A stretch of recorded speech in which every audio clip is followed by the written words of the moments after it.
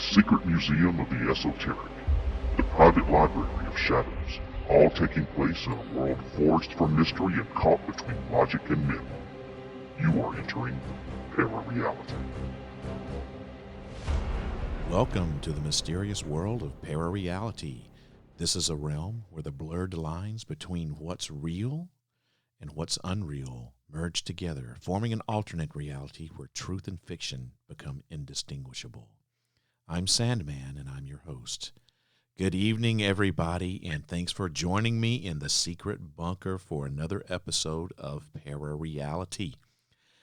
I've got a real great treat in store for you guys tonight, and somewhat of a departure from my normal investigations of things like ghosts and cryptids and UFOs, aliens, conspiracy theories, murders, and other such topics. I'm going to be talking to someone about straight-up horror.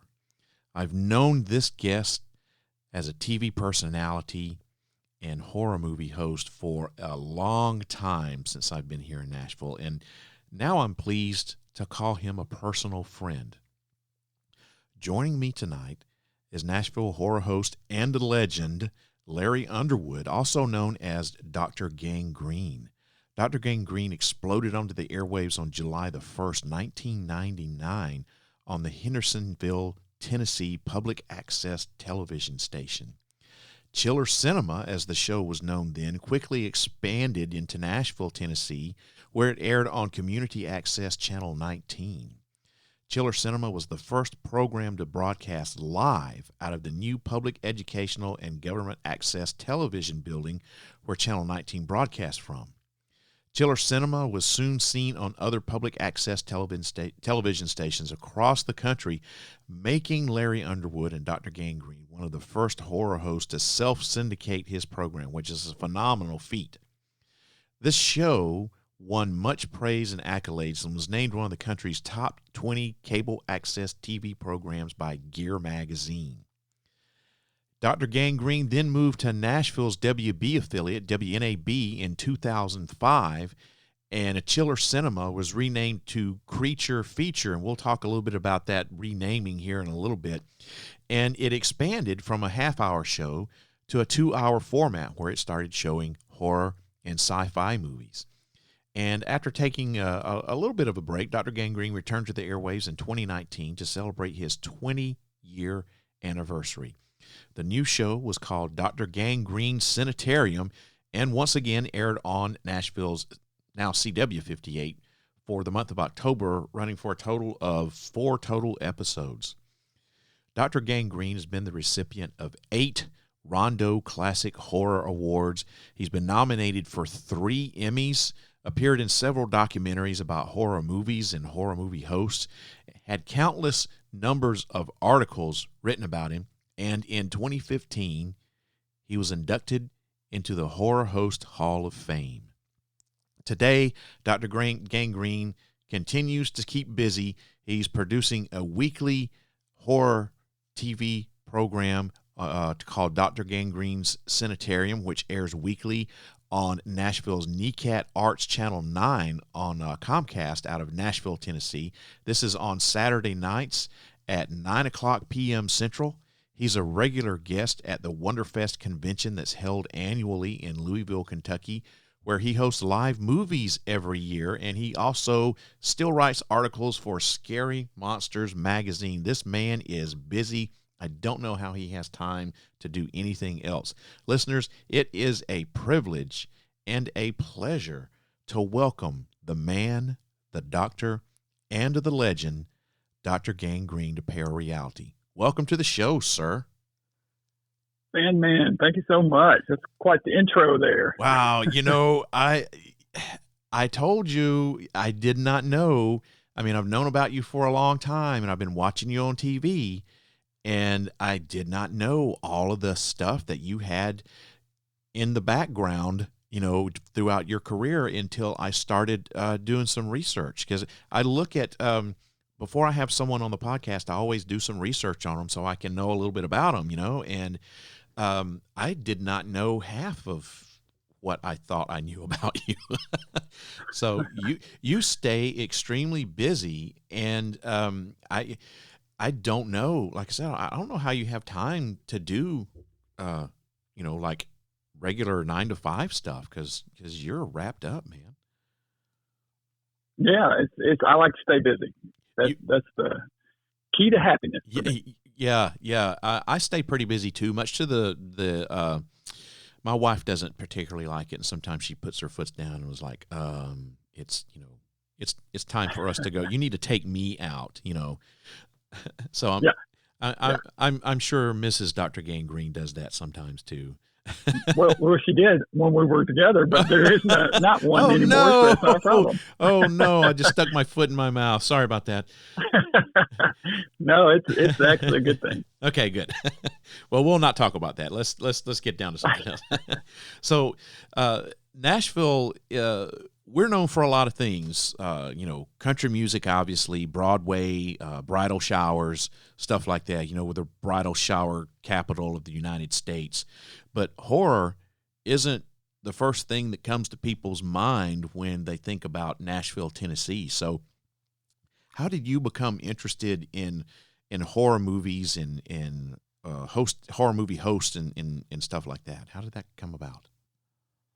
That has been just an interest from day one as a kid. That's just the stuff that spoke to me. I can't exactly tell you why, but like so many other monster kids out there, Frankenstein, Dracula came on TV, Wolfman. I was absolutely hooked.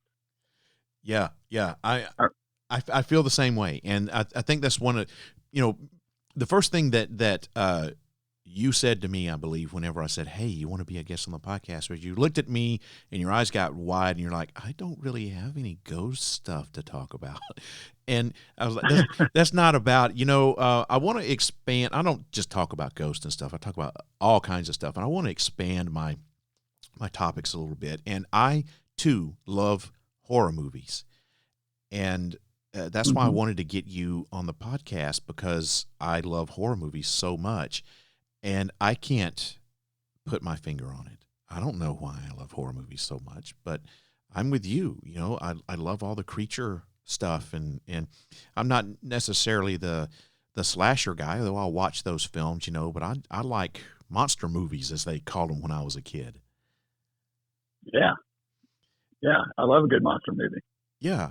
And so how did you get interested in horror hosts? How did that happen to you?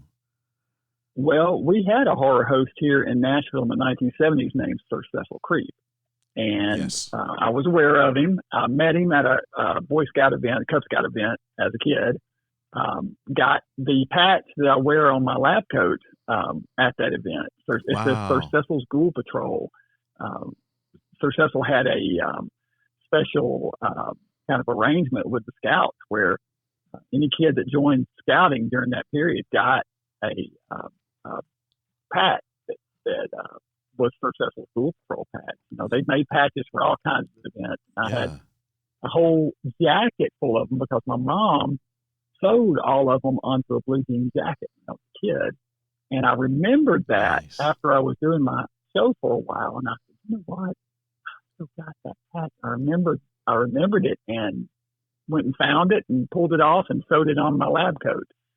I thought, it'd be a nice little tip of the goggles, so to speak, to the former host. And I had done a number of tributes, throughout the years for Sir Cecil and Dr. Lucifer both, who was the first host in Nashville. And this was just another way of honoring my predecessors. Well, what made you take the leap to become a horror host here in Nashville? I did not get to watch his program as a kid. My family, my parents were, my mom was pretty conservative, conservative Christian family, and all that. And, they weren't going to, I was also very young. I mean, his show started, I was like, I think 6 years old, let me think, 73. So I would have been 4 years old at the time that it first started. So, you know, being that young and them not being fans of that kind of stuff at all, there's no way they were going to let me stay up and watch that show as much as I would have wanted to, and probably heard other kids. But, you know, I saw the ads, you know, for his show. I would see ads on a night on Creature Features, you know, talking about what was coming up, and of course would have loved to have seen it. So I you know, I guess not being able to just made it that much forbidden fruit kind of thing, you know. But exactly, when it came around to starting my own show, I met a guy here in Hendersonville who had a cable access show, and his show was kind of a goofy, kind of like a Pee Wee's Herman kind of thing, called the Static Show. He had this character named Stanley Static, and turns out he's moved now, but it was just right around the corner from me, about a block away. And so we became friends, and we were talking one day. He actually, I came by the house for some reason. I think he was dropping something off or something. It's been a while now, but I was asking him about the show and kind of picking his brains, and he's like, "You want to do this, don't you?" And I said, "Yeah, I don't know. It's just so much work." He said, "I think you should. I think you'd be good at it." And his encouragement kind of, you know, got me thinking a little more about it. And so when I started thinking about what kind of show would I do, that's the first thing that came to mind was the horror host show. I thought, you know, I may not have gotten to watch it, but nobody else is doing this kind of thing on TV, so I will. There you go. There you go. And, you know, the thing about horror host, and I'm sure, I mean, you know tons more about this than I do, being the horror host that you are, but horror hosts they're kind of like a regional thing, you know? So, or at least back then they were, you know, way before the internet was even, you know, thought about or whatever. The horror hosts they were like a regional thing. So they were there. You just didn't know, you know, unless you were in the area, you didn't know them or know who they were or anything. So I can understand like where you're coming from, when you're like, well, nobody else is doing this. Well, nobody else around Nashville was. Yeah. You know, so you saw a niche that you could market yourself to, you know, and that was, you know, even though you did it, I think because it's something that you love to do, I think you were spot on there and saying, hey, there's a hole here for this and I'm going to fill it. So that was a smart move on your part. Yeah. I mean, it was just really about, it's really, and this is the way I've always looked at the show. It's really just pursuing an art form that I was interested in, because before this I was writing and drawing comic books, and had sort of become so, I've had a new baby born, and it's so time consuming. Not that what I started doing wasn't, it just was in a different way. You know, you got to spend so many hours sitting at a drawing table to make comic books. You know, each panel's its own work of art. And then each page is a bigger piece of art. You zoom out, you know, you got your panels, make up your page, makes up your book, and you've got to do all the penciling and inking and everything for all that. It was just so time consuming that I couldn't keep it up. And we published 6 or 7 books, and I just finally, we hung it up, and I was, you know, told my partner, Chuck, I was like, you know, I just got to give this a break for a while. We've got a new baby, and we moved to Hendersonville, and it was a couple of years before I even thought about doing anything else. But I was sort of starting to feel that, you know, that urge to do something creative. Yeah, when you're a creative person, you can only go for so long without having an outlet. Yeah. Absolutely. And that's what this was. This was my outlet. Yep. And this was a 30-minute thing, right? Because this was cable access, so it was a 30-minute show when it first started, correct? It was. That was the time slot they gave me, was 30 minutes. So how do you do a horror movie show in 30 minutes? I mean, how do you work that in? Yeah, that was the exact question. It's like, what can I do? So I couldn't show entire movies. So instead, I mean, I thought about breaking them into in the sections. You know, part 1 week, part 2 another week. Yeah, that makes sense. But just decided to make it a show about horror movies rather than showing the horror movies. The goal was always to get to the point where I could show. I would get a longer time slot. But I also knew that I absolutely knew nothing. I knew what I didn't know. I knew nothing about making TV, right? Right. So cable access was the perfect place to cut our teeth. I called Chuck up and said, "Hey, I know what we're going to do next." And he was like, "What?" And I said, We're going to do this cable access show. We're going to do a horror host show." And he's like, "Okay, I'm on board." And he's told me that he later thought, "Yeah, well, this will last about 3 episodes." And 20-something years later. You know, here I am 25 years later, still going at it. I'm the only one, but yeah. But yeah, I mean, so that's what we did. I mean, we showed a short film for the first episode that was a friend of mine's, and I just sort of did it as a favor to him. I was like, you know, it would be fun to show his movie. Yeah. But after that, we would show movie trailers and music videos, and we'd make fake commercials and had little skits, and it was sort of a horror variety show, really. Did you model your show after other horror shows that you had seen before, or is this something that you were just like making up as you went along? No, we just sort of made it up. I wasn't really modeling it, although I tried to keep the tone similar to what classic horror host tone would be, you know, that Universal Monster Kid kind of tone. And I also wanted to do something that my kids could watch, you know? Yeah, so that's the thing. Back then didn't show, But anyway, I cut you off. You said back then that you didn't show. Yeah, we didn't show any gratuitous gory right. stuff back then. Yeah. Well, I don't know if you've ever heard of this guy. I grew up in Southeast Alabama, and in a little town called Enterprise, about I don't know, it was almost to the Florida state line.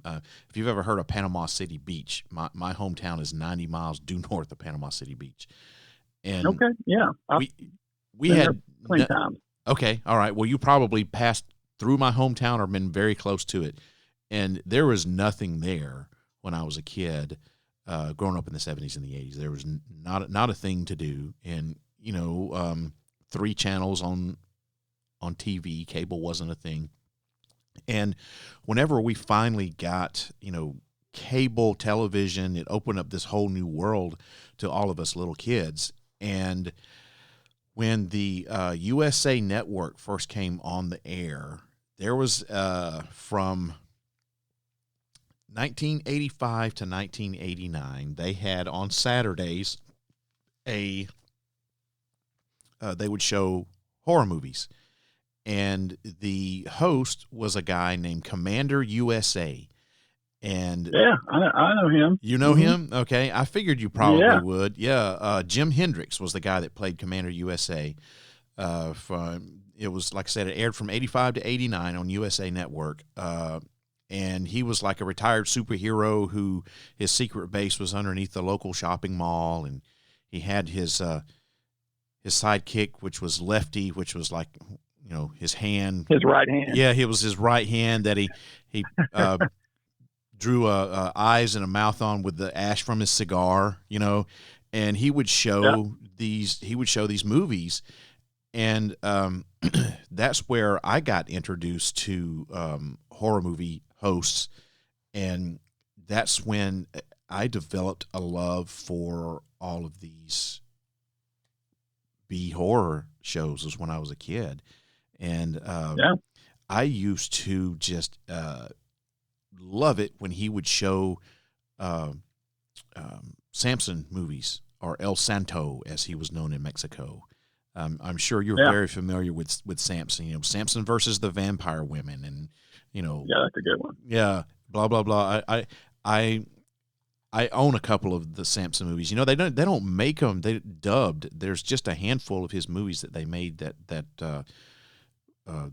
they dubbed into English. And my goal is to eventually get all of them. I think I've got 2, and there's like, I think 5 or something like that, maybe 4.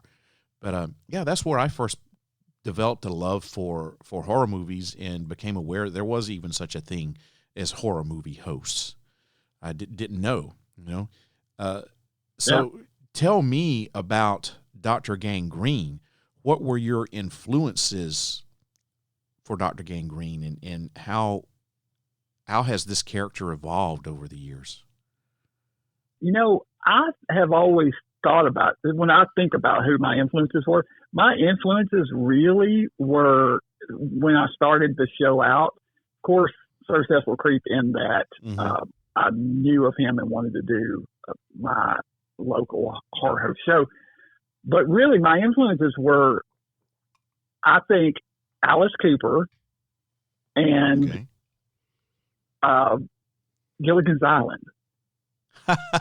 Those were my influences. I can totally see that now when you say Gilligan's Island. I totally get that. Yeah, I mean, so many goofy humor kind of. I think the show's brilliant. I think is one that I will sit down and watch. If it's on TV today, I still sit down and watch 2 or 3 in a row usually when I see it on a marathon. And it's just that cornball, wholesome sense of humor, some funny stuff. Most of them were directed by Jack Arnold, which is another classic horror tie-in there. And so I worked a lot of that kind of humor into my show. And Alice Cooper, because of the dark around the eyes, kind of pulled that from Alice Cooper. And it's just the getting up on stage and performing in front of people, you know, kind of thing. I think that influence comes from that, because when I discovered Cooper, my mind was blown. Like, you and several other this people, is the coolest. Yeah, this is the coolest thing ever. Yeah. Well, how's Dr. Gangrene evolved from, you know, inception to all the way up to right now today? Well, the costume changed from just a T-shirt with a lab coat over it to vest and tie and everything. The character refined over time for sure, because I didn't really have in mind what I wanted to play or the tone that I wanted to give his delivery or any of that. So that all just refined with practice and with repetition.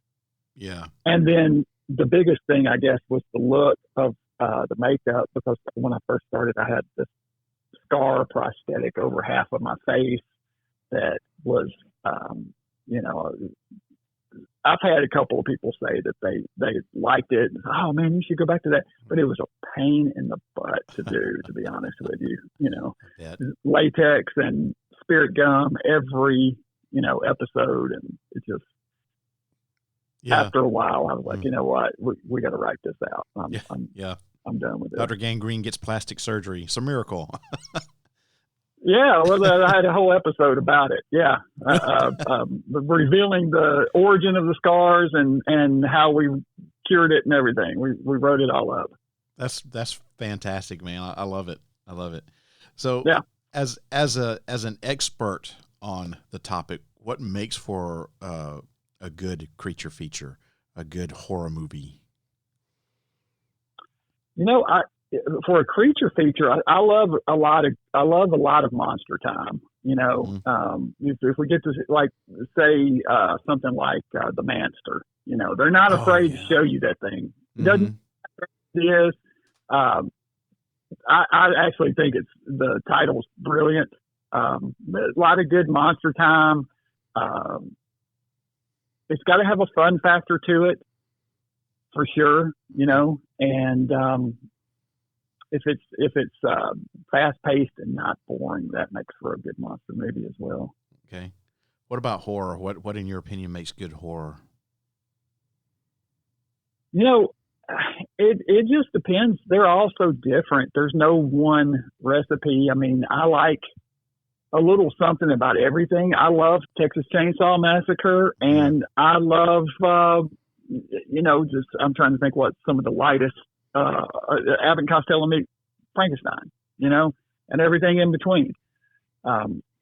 There's something to appreciate about all of it, to be honest with you. I'm so glad that you said that, Larry, because I love, obviously, I love of horror, and the more like cheesy the movie is, the worse the script is, the worse the plot and the acting and everything is, the more I eat it up and the more I love it. And my wife is always like, why do you like this crap? I can't understand it. And I was like, it's not that it's good cinema, it's the effort that went into this. It's like nobody sets out really with the intention of, I'm going to make the worst movie that I can. I'm sure they're out there, no. but for the most part, people go into this and they want to make something good. And it's the effort that I appreciate from these things, and yeah. I'm glad to hear there's other people out there who resemble that. Cause I was going to ask you, why B movies? What's the draw there for you? And you answer the question perfectly already. So I don't even have to ask you. As far as the B movies go, I am a lot more forgiving of a movie that is made on a shoestring budget than one of these, Hollywood movies that have every reason to get it right and don't. And I just have no patience with them when they've got, millions of dollars of budget and name stars and everything that you could possibly, ask for, and they just turn in a boring, terrible piece of cinema. I just got no patience for it. But these guys that are out there and they're, shooting, I'll start saying their backyard, and it is in some cases, but an Ed Wood movie, for instance. Ed Wood catches so much flack, but his movies are way more entertaining than a lot of the current stuff being done. Yeah. You're absolutely right. And like I said, that the effort is there. And Ed Wood never set out to make a piece of crap. Ed Wood set out to make a fine piece of cinema. And you can poo-poo his movies all you want to, but they are very entertaining. You are not going to be bored with an Ed Wood movie. Right. So what do you think about all of these Hollywood remakes? Like, they remade, your beloved Texas Chainsaw Massacre. They remade Friday the 13th and Nightmare on Elm Street. And what's your take on all these remakes? Because they don't hit, Yeah, I mean, through the years, there's always been remakes. I mean, one of my favorite Vincent Price movies, excuse me, is House of Wax, which is a remake, of course, of Mystery in the Wax Museum with Lionel Atwill. So I mean, it's nothing new. Yeah. Oh yeah. So it's nothing new. I mean, it's always been done. But they're just not good nowadays. 9 times out of 10. I mean, you'll occasionally get something that comes along that completely rocks, like The Thing, John Carpenter. Yeah. But those are few and far between, and most of the time, the problem is you've got. Anyway, I won't even get into all that, but it's just a lot of them really miss the mark. Yeah, I don't think that the people who are doing it really understand the genre and what the fans are looking for. Horror has always been seen as a way to make a quick buck, and because it's such a popular genre, it's like, well, we're gonna make a horror movie and we'll make a few million and take it from there. But I think that when you go into it like that with that attitude, you completely miss the mark and you put out crap. Yeah, and you can't go into it with an agenda, like George Romero with Night of the Living Dead, absolutely brilliant movie. The social commentary is there, but it's not intentionally placed. Yes, right. He knew that casting a black actor in the lead could potentially be a hot topic. Mm-hmm. But, he has famously said over the years they cast him because he was the best actor of the group. And I believe you have to take Romero at his word. Yeah. That is why he chose Dwayne Jones, because he was the best actor of the group. Mm-hmm. And he is fantastic. Yep. It just makes that ending pack that much more of a punch. But Yes. it wasn't done intentionally for that reason. The script was already written that way. And that's part of it. You can't go into a movie to make a bad movie. You can't go into a movie to make a social commentary and expect it to be, to be good, in my opinion. Yeah.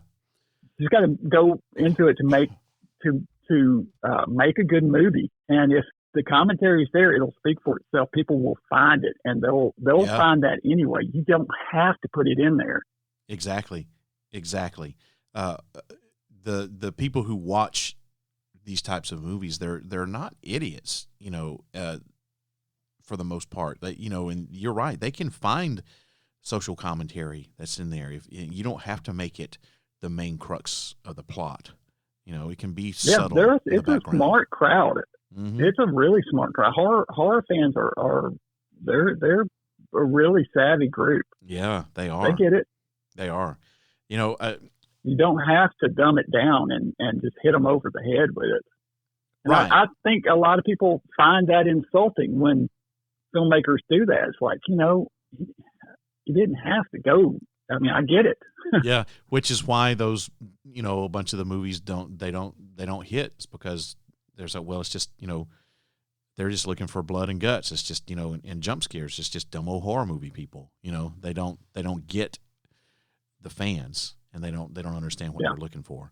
I will have to back up, and I said people don't intentionally set out to make bad movies. There is one person that I know of whose sole purpose in life is to make the worst movies that he possibly can. And it's I don't know him personally, but it's a guy named, I don't know if you've ever heard of him. He goes by the name of Bill Zebub. Yes, I've heard of him. Yes. Yes. So I don't know if you've ever seen any of his stuff. I found out about him by accident several years ago, and I just bought like a couple of his movies, and they are horribly bad. But he sets out with the intention to make them horribly bad. But he's got a cult following, and it's one of those things where the movies are so bad, it's going to be bad when you go in it, but you can appreciate the artistry, and it's entertaining. I'll have to let you borrow one.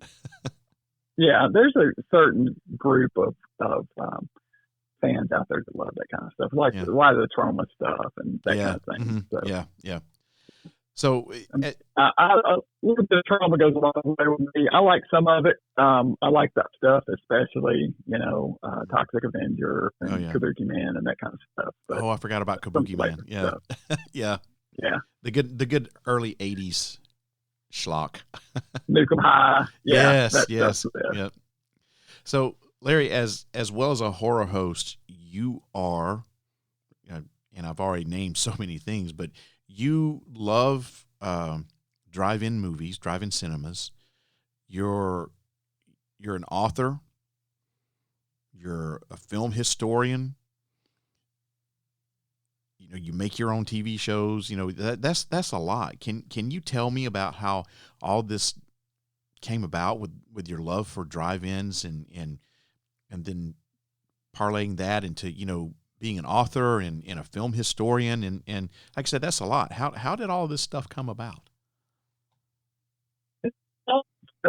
Love the same stuff. Just it's all springing from the same place. The love of drive-ins. Honestly, I never got to go to a drive-in. My parents never took me for whatever reason. I to this day can't figure out why, because it would have been a nice, cheap place to go. I just don't think they ever thought about it, or just wasn't their thing. But I wanted to take my kids because I didn't go to the drive-in, so I wanted to take my kids. Heck yeah, as often as possible. And to me, it's just a fun entertainment night under the stars.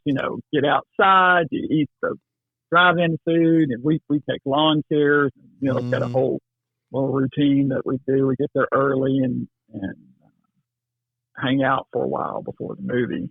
And that's part of it. It's not just going to the movie. It's the whole atmosphere around it. It's the snack bar. It's watching the kids playing on the lawn, on the grass in front of under the screen, and just everything, you know.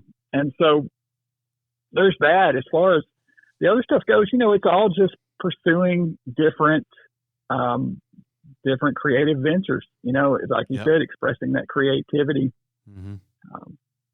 It's all about. I'm not going to say that I'm a horror movie historian, but I do know a lot about horror movies, and like I said, the cheesier and, you know, the worse they are, probably the more that I know about them. So I'm not gonna pit my knowledge up against yours or anything like that. But I don't use the term horror historian because I know a lot of people do. It's just, to me, it sounds so pretentious, but I don't use that term. I am a fan of horror movies.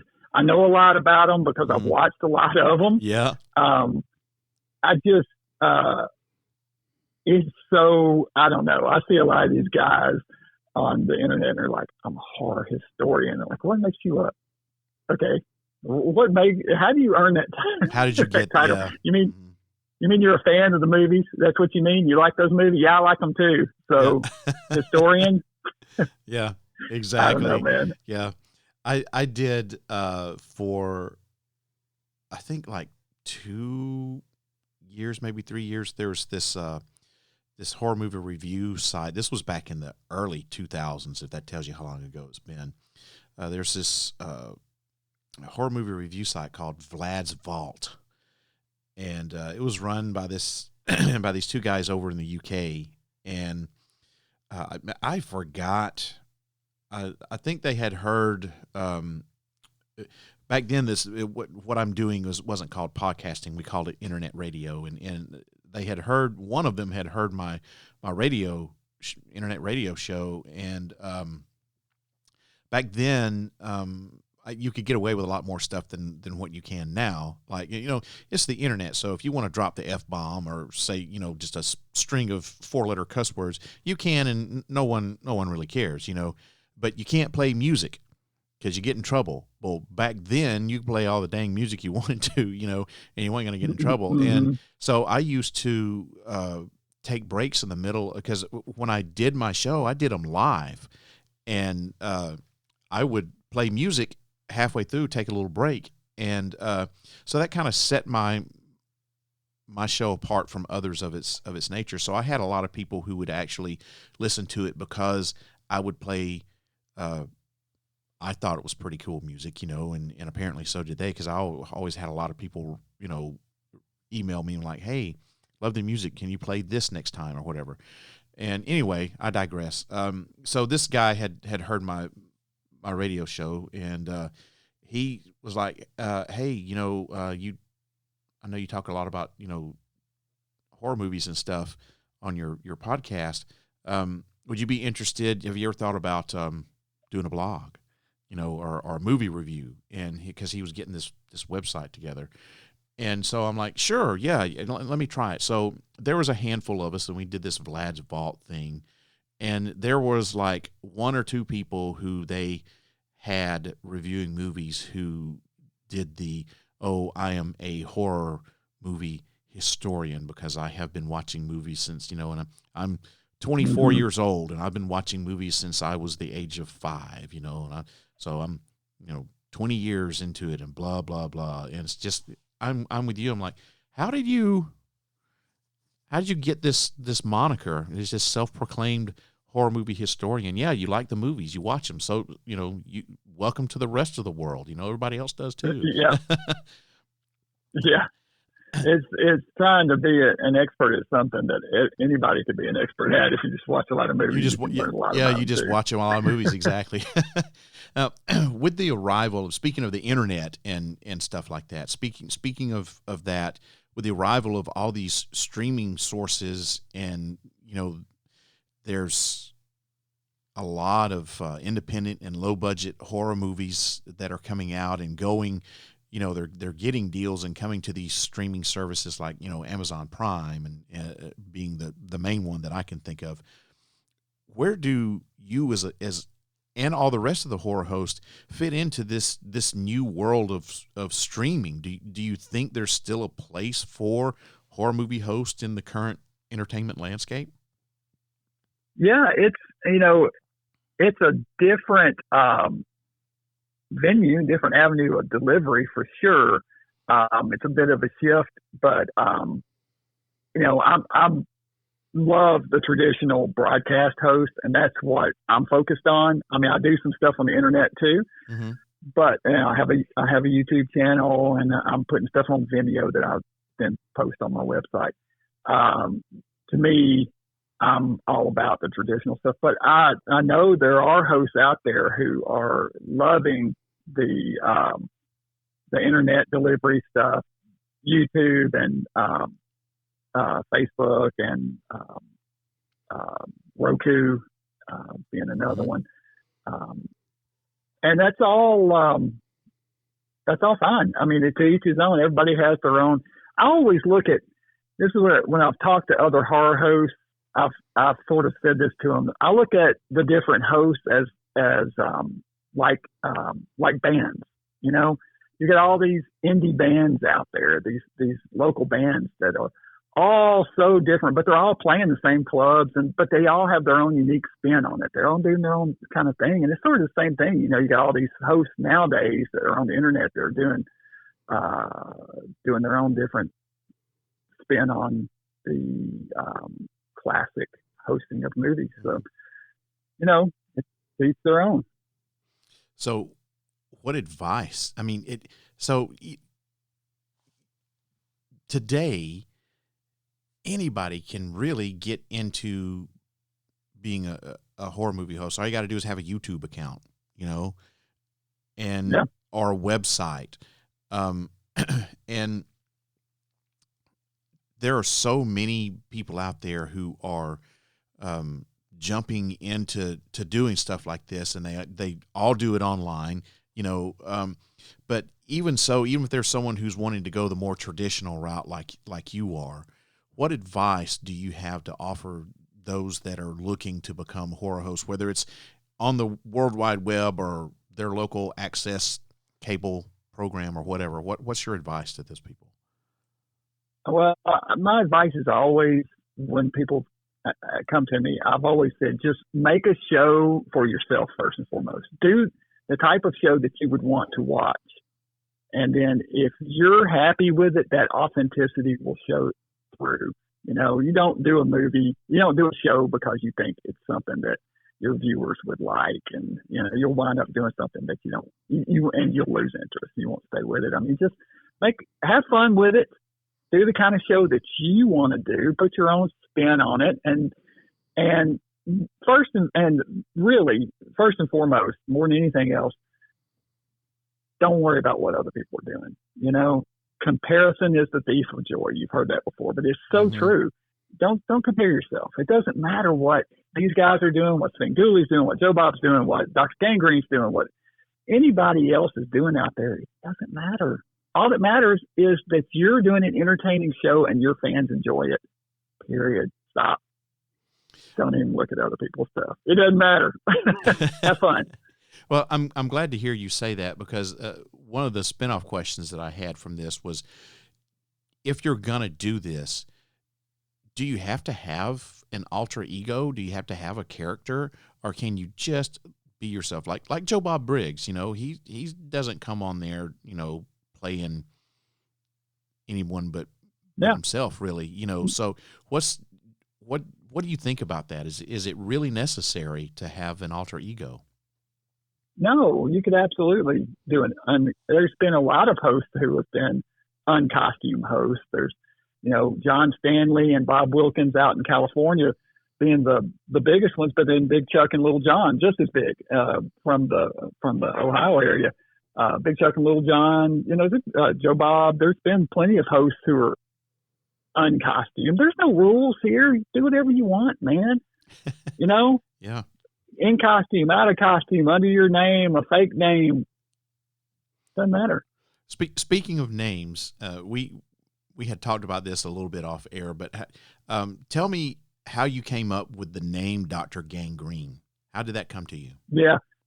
Dr. Gangrene is a play on words because, as you know, I work at a hospital, and ER was really popular in 1999. It's probably the number one show at the time. Yep. And for the next few years, few years leading up to it, I would get stopped in the hospital, and told that you look like that guy from ER. And they were talking about Dr. Green. Dr. Green, who was played yes. by Anthony Edwards. Yep. Anthony Edwards, yeah. So Dr. Gangrene is a play on words. Dr. Green, Dr. Gangrene. And I always like to think of it like he's a twisted medical professional, just like as a twist on, a twisted version of Dr. Green, Dr. Gangrene, and Dr. Gangrene is a twisted medical doctor who treats monsters. I would not have, now that you said that, I can totally see it, but I wouldn't have thought that. But yeah, there's a similarity between your look funny. and yeah. I mean, they would stop me in the halls, just, hey, you look like that guy from ER. Thanks. If you just wore a set of green scrubs at the time, there probably would have been a dead ringer for Oh yeah. Yeah. But I told you this, but whenever I first started, my alter ego here is Sandman, right? And when I first started in internet radio in 2004, I'm like you. I've been doing this a long time, and I've taken breaks here and there, but I always need to have that creative outlet, so I keep coming back. And so whenever I was developing the idea for this, I wanted to model my show off of the Art Bell radio show, Coast to Coast AM. Yeah, yeah. And I wanted to model it off that. And so there wasn't a whole lot of people doing that at the time. And so came up with this name for the show and modeled it and everything. I was like, I can't go on, using my name because that's not mysterious. And if I have to have something mysterious, I have to have this alter ego. And I was driving home from work one night. I used to work the late shift, and it was probably like midnight or 1 o'clock in the morning or something. I was driving home and listening to the radio, and they played Enter Sandman on the radio, and I was like, that's it. That's what I'm going to call myself. And so I thought you were going to say Mr. Sandman. No. Old 50s. Yeah. No, it was Metallica. So all right. That's how I got the nickname, and it kind of stuck. And over the course of the years, I there's a part of me that's like, I wish I hadn't have done that. I wish I just would have used my real name, but it's there. And it's stuck with me. And I used to go through like such extreme efforts to keep the persona from the podcast and my real life separate. I didn't want anyone to know what my real name was. And I went through a lot of stuff to keep it separate. And then finally at some point I'm like, why am I doing this? What does it matter? There's, I don't think there's anyone that's going to come, sleep outside the bushes of my house stalking me or anything. So I don't care anymore, that people know my real name. But I've been going by Sandman since 2004. So you can't just like flush that down the toilet. There's a whole, for lack of a better word, franchise, that's revolved around this. So I have to keep it. So I imagine it's kind of the same way with Dr. Gangrene. You can't just throw Dr. Gangrene away, Sure. You and Dr. Gangrene are you're one. You're inseparable now, and that's how it's going to be. Well, yeah, and I thought about that a lot when I was writing the last short story collection I did. When I did my short story collection, I wrote them as myself. I wound up calling it Dr. Gangrene's Tales from Parts Unknown and had him introduce the stories. I tell you, I just kind of went back and forth on that myself. I'm going to start writing, but I tell you, I may not use my real name, but the reason why is because of Stephen King. The asshole stole my name. It's one of the lead characters in The Stand is Larry Underwood. And every That's time right. I submit a short story to an editor, I have to preface it with, yes, this is my real name. I'm not a Stephen King, and it's not that. This is my name, Here's my birth certificate. Yeah. So Wow. I've been thinking about using a pen name for writing, and I may have to, I get it. Wow. I didn't, I had forgotten totally about that. It's been so long since I read The Stand, but yeah, you're right. No. So Stephen King stole my name. You should sue. I was Larry Underwood first. I'm sure that'll go far in court. That's right. Yeah. So what's your favorite horror movie? Like of all time? It's hard. I go back and forth. I have a lot of them. I'm going to say Creepshow. Oh my God, I love that movie. Speaking of Stephen King. Yes. Yes. Yes. And George Romero. I love that movie. And when I saw it, my real dad, I was raised by my stepdad. Mom and dad got divorced when I was, too young to even remember it. But same here. He took me to go see that despite my mom not wanting, I'm not going to take you, but he took me to go see it anyway. And nice. The forbidden fruit thing, like I said, made it that much better. But I love comic books. It's a comic book movie. Mm. It is, to me, I love anthology films. They're my absolute favorite genre of films. And to me, it's the greatest horror anthology movie of all time, even better than the Amicus movies, which I think those are top notch. Yeah. I love Amicus. Those are my favorite films, but I think that Creepshow just hits that sweet spot between humor and horror, which is really hard to do. It is. A lot of people try it and they fail miserably. Yeah. Yeah. Well, funny you should. Yeah, but go ahead. Yeah. Yeah, I was just going to say it nails it perfectly. It does. And funny you should say that because probably about 2 months ago, I picked up a copy of Creepshow on DVD that's like I wish I had it here in front of me so I could tell you. It's like some sort of special edition or something like that. It's got maybe some extras on it or something. I don't know. I can't remember, but I ran across it at a place that you know very well. And we're friends with Jesse from Danger Zone Video. Mm-hmm. And I actually live like maybe a mile and a half from Danger Zone Video. And nice. Yeah, okay. Yeah, I go in there all the time, and I talk to Jesse in there. Every time I go in, we spend time just talking about horror movies, and he's a former wrestler, and we talk about wrestling and stuff like that. But yeah, I follow him on social media, and I saw that he had posted that he had this special edition, whatever, of Creepshow, and it's one of my favorite horror movies too. And I've never had it on DVD, and so I'm like, I'm going, and I bought it. And I know that you have got to be like me. You've got to be a physical media guy, right? Yeah. So absolutely. I would love to come to your house and look at your horror collection, because I just think that I have a massive horror collection. I'm sure it's nothing compared to yours. And mine's nothing compared to some friends of mine who really have been collectors a lot longer than I have. But over the last few years, really, I've picked up, what I find, buy movies a lot of times just because it's kind of a hobby. As much as anything else, we'll go and hit the different stores and see what we can find. And, it's like, I don't golf. This is the way I kind of look at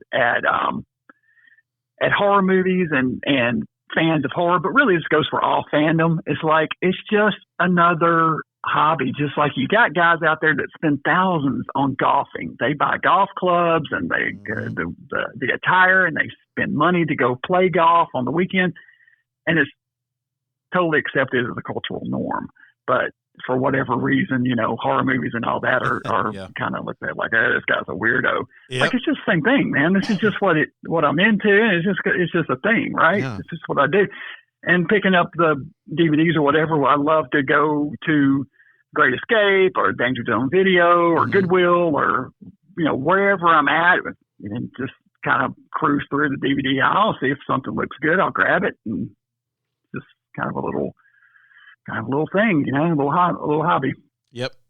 Much to my wife's dismay, I've got so many DVDs, so many Blu-rays, and I keep telling her, okay, I'm going to stop. I won't do it anymore. She's like, okay. And a couple of months later, I'll go to Danger Zone Video and buy like two movies. And she's like, I thought you were going to stop. Well, I didn't, I needed these. I needed my fix.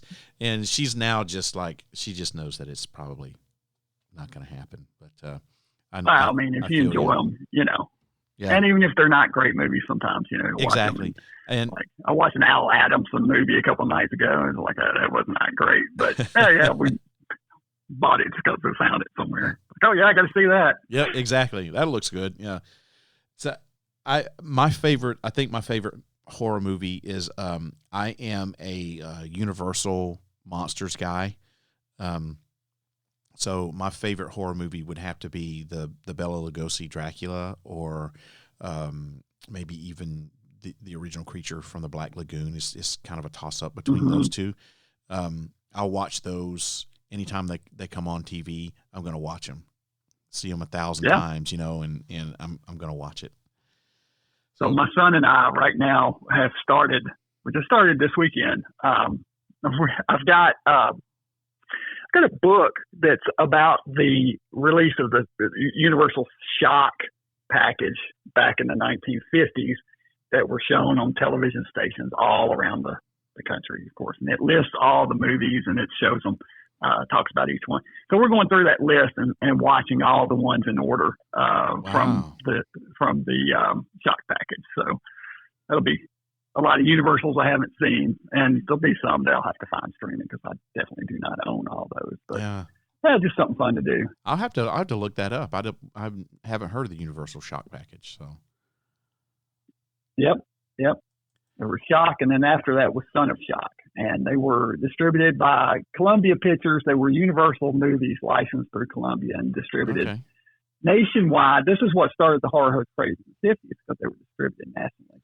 And all the hosts, the cities made their own local hosts, which is why I've always said horror hosting works best on the local level. I mean, you've got national guys like Sven Dooley and Joe Bob who are doing it, and great, more power to them. But honestly, it works so perfect.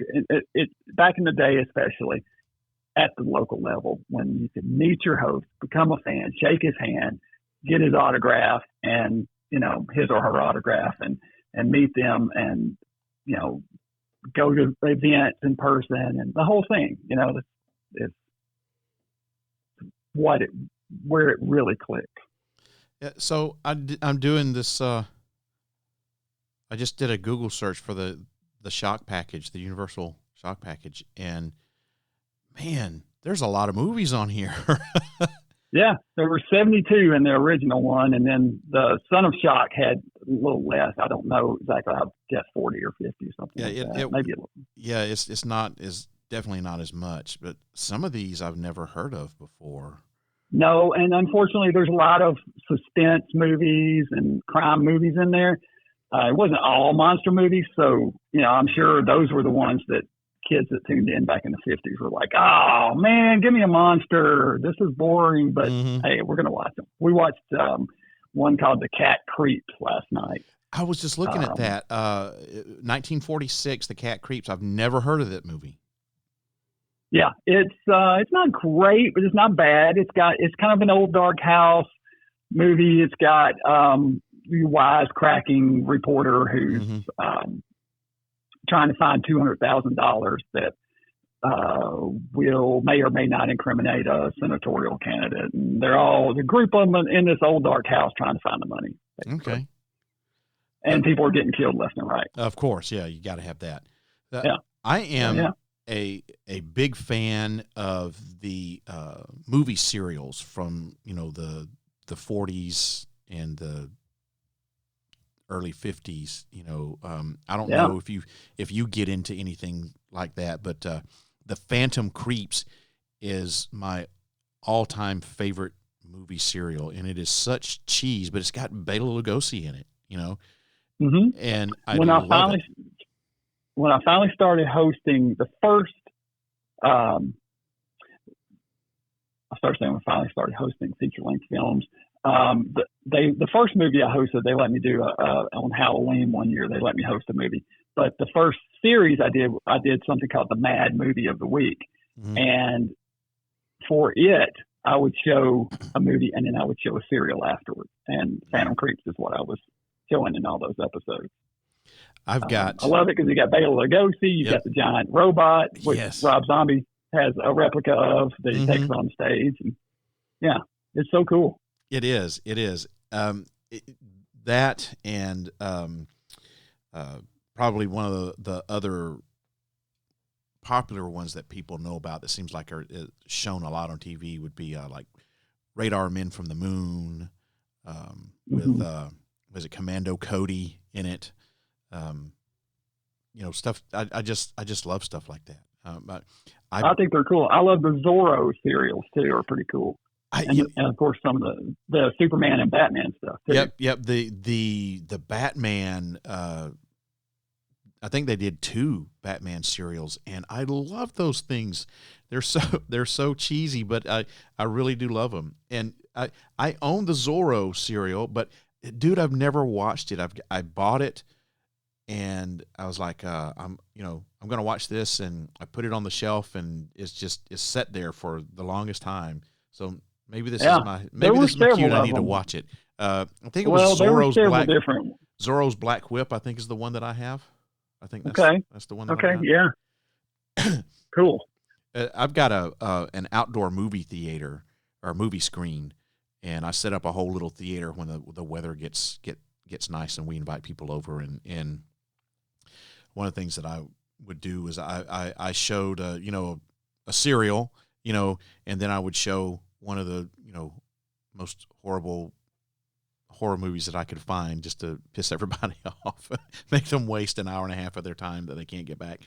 That's awesome. Yeah, I love hosting outdoor movie nights. It's so much fun. It's like my own little theater, and I kind of get to play horror host myself. Yeah, we do. We drag a projector out and watch movies here a lot too because it's just fun. I think if I were given the opportunity to do a cable access TV show, I think that I would probably show nothing but old movie serials. It's like 30 minutes. Yeah. Here we go. We're going to start with chapter 1. We're going to go through it, and we get finished with this one. We're going to start a new one. That's probably what I would do. Mm-hmm.